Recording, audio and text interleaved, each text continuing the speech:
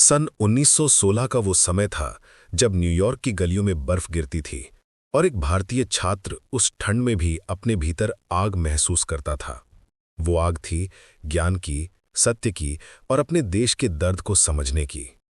भीमराव रामजी आम्बेडकर, जो बड़ौदा राज्य की छात्रवृत्ति पर पढ़ने अमेरिका आए थे, अब कोलंबिया विश्वविद्यालय के पुस्तकालय में रोज घंटों बिताते थे।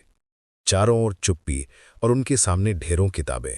ब्रिटिश साम्राज्य, भारत का राजस्व, व्यापार, प्रशासन और उपनिवेशवाद के इतिहास पर उनके मन में बार बार ये प्रश्न उठता था कि क्यों मेरा देश, जिसे कभी सोने की चिड़िया कहा जाता था, अब इतना निर्धन है। आखिर इस गरीबी की असली जड़ कहाँ है? वो ये जानते थे कि गरीबी कोई प्राकृतिक अभिशाप नहीं है। भारत के खेतों में अभी भी उपज थी, नदियों में जल था, पर लोग भूखे थे। क्यों? ये प्रश्न ही उनके एमए थीसिस का बीज बना, administration and finance of the east India company, अर्थात ईस्ट इंडिया कंपनी का प्रशासन और वित्तीय तंत्र। ये वो दौर था जब भारत में अंग्रेजी राज पूरी तरह स्थापित हो चुका था। कंपनी शासन से ब्रिटिश क्राउन शासन में परिवर्तन हुए 30 वर्ष से अधिक बीत चुके थे, पर भारत की जनता की दशा में कोई सुधार नहीं हुआ था। आम्बेडकर ने इस विसंगति को देखा और सोचा कि इस अन्याय की जड़ें केवल राजनैतिक नहीं, आर्थिक हैं। उन्होंने समझना शुरू किया कि ईस्ट इंडिया कंपनी ने भारत को केवल व्यापारिक दृष्टि से नहीं देखा, उसने भारत को राजस्व उपार्जन की मशीन बना दिया था। कंपनी का शासन किसी आधुनिक प्रशासन की तरह नहीं, बल्कि लूट के सुव्यवस्थित ढांचे की तरह चला। आम्बेडकर ने कहा कि ईस्ट इंडिया कंपनी का प्रशासन राज्य के रूप में नहीं, व्यवसाय के रूप में कार्य करता था। वे इतिहास की पुस्तकों में गहराई से उतरते गए। उन्होंने 1600 में बनी ईस्ट इंडिया कंपनी के प्रारंभिक चार्टरों को पढ़ा, जहां व्यापार के नाम पर शासन की अनुमति दी गई थी। लेकिन आम्बेडकर ने पाया कि यह व्यापार धीरे धीरे राजनीतिक कब्जे में बदल गया। उन्होंने लिखा, भारत पर शासन करना कंपनी का उद्देश्य नहीं था, उसका उद्देश्य केवल लाभ कमाना था। शासन तो लाभ का साधन बन गया। उनके अध्ययन में ये बात उभर कर आई कि ईस्ट इंडिया कंपनी का पूरा तंत्र राजस्व संग्रह और धन निकासी पर केंद्रित था।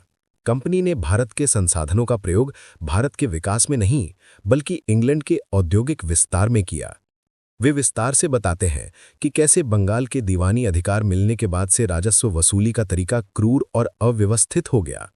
जमीन का मालिकाना हक किसानों से छीना गया और कर इतना बढ़ा दिया गया कि लोग खेत छोड़कर भागने लगे। कंपनी के अफसरों ने प्रशासनिक संस्थाओं को इस तरह बनाया कि वे ब्रिटेन के खजाने को भरें, भारत के खेतों को नहीं। आम्बेडकर ने अपने विश्लेषण में ये दिखाया कि भारत में जो धन था वो धीरे धीरे नालियों की तरह इंग्लैंड की ओर बह गया। ये वही विचार था जिसे आगे चलकर उन्होंने ड्रेन ऑफ वेल्थ यानी धन की निकासी का सिद्धांत कहा। उन्होंने बताया कि ईस्ट इंडिया कंपनी ने रेवेन्यू को केवल कर संग्रह नहीं, बल्कि संसाधनों की नाल बना दिया था। उनकी लेखनी में ये विषय मात्र आंकड़ों का विश्लेषण नहीं था, वह एक करुणा थी, एक पीड़ा थी उस देश के लिए जो अपने ही धन से गरीब बना दिया गया था। उन्होंने कंपनी के प्रशासन को कागजी न्याय कहा, जहां न्याय के नाम पर वही कानून बनते थे जो ब्रिटिश हितों को सुरक्षित करें। उनके अनुसार कंपनी शासन ने भारत में प्रशासन तो दिया, पर उत्तरदायित्व नहीं। उसने गवर्नेंस विदाउट रिस्पॉन्सिबिलिटी और रेवेन्यू विदाउट सर्विस की नीति अपनाई। ये वाक्य उनके उस समय के लिखों में सबसे गूंजदार बना, क्योंकि इसमें उन्होंने पूरी उपनिवेशी मानसिकता को एक पंक्ति में पकड़ लिया था। आम्बेडकर ने आगे दिखाया कि कैसे कंपनी के अधिकारी भारत के धन को होम चार्जेस के रूप में इंग्लैंड भेजते थे। रेलवे, सेना, नौकरशाही, व्यापार, सब कुछ भारत के धन से चलता था, पर उसका लाभ ब्रिटेन को मिलता था। उन्होंने कहा कि ये वित्तीय व्यवस्था किसी साझेदारी पर नहीं, बल्कि शोषण पर आधारित थी। इस अध्ययन में उन्होंने जो दृष्टिकोण अपनाया वो अद्भुत था। जहां अधिकांश भारतीय नेता केवल राजनीतिक स्वतंत्रता की बात कर रहे थे, आम्बेडकर ने सबसे पहले ये समझा कि राजनीतिक आज़ादी अर्थहीन है अगर आर्थिक ढांचा विदेशी नियंत्रण में है। उनकी दृष्टि में स्वराज का अर्थ केवल शासन नहीं, बल्कि आर्थिक न्याय था। उनके कहा कि किसी भी देश का प्रशासन तभी न्यायपूर्ण है जब वह करों को जनता के कल्याण में लौटाए, न कि शासन की विलासिता में। ये वाक्य केवल 1916 के भारत के लिए नहीं, बल्कि आज भी सच्चाई के समान है। आम्बेडकर ने यह दिखा दिया कि गरीब देशों की गरीबी का कारण केवल संसाधनों की कमी नहीं है, बल्कि प्रशासनिक नैतिकता की कमी है। जब उन्होंने ये थीसिस पूरी की तो उनके मन में एक नया विश्वास जन्मा। उन्होंने जाना कि अगर समाज को बदलना है तो उसके आर्थिक ढांचे को समझना और सुधारना अनिवार्य है, क्योंकि अन्याय केवल मंदिरों और ग्रंथों में नहीं बल्कि बजट और राजस्व के पन्नों में भी लिखा होता है। इसलिए ये शोध केवल अर्थशास्त्र नहीं था, ये न्याय का अर्थशास्त्र था। इसमें एक युवा भारतीय ने पहली बार अपने देश के शोषण को अकादमिक भाषा में परंतु मानवीय वेदना के साथ उजागर किया। और शायद तभी बाद में जब गांधी आर्थिक स्वराज की बात करते थे तो आंबेडकर उसके साथ सामाजिक और वित्तीय संरचना का सवाल जोड़ते थे। उन्होंने कहा था कि राजनीतिक स्वतंत्रता का अर्थ कुछ नहीं यदि उसके साथ आर्थिक स्वतंत्रता ना हो। उनका ये कथन उनके पूरे जीवन का दर्शन बन गया और इस दर्शन का बीज इस थीसिस में ही बोया गया था।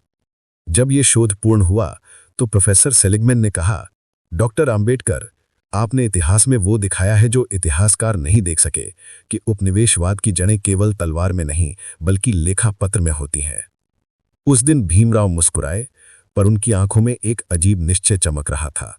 वे जान लिया था कि आगे की लड़ाई केवल राजनीतिक नहीं बल्कि आर्थिक भी होगी। वे समझ चुके थे कि भारत को मुक्त करने के लिए केवल सिंहासन नहीं बल्कि तिजोरी का भी ताला खोलना होगा। इस प्रकार administration and finance of the east India company doctor Bhimrao Ambedkar के चिंतन की पहली आर्थिक क्रांति थी, जहां उन्होंने भारत की दास्ता की गहराई को संख्याओं, सिद्धांतों और तर्क के माध्यम से उजागर किया। यही वह नींव थी जिस पर आगे चलकर उन्होंने the problem of the rupee, state and minorities जैसे दस्तावेज और संविधान के आर्थिक प्रावधानों की इमारत खड़ी की। ये शोध केवल इतिहास नहीं था, ये उस भविष्य का खाका था जहां न्याय केवल अदालतों में नहीं बल्कि बजट और नीति में भी लिखा जाएगा।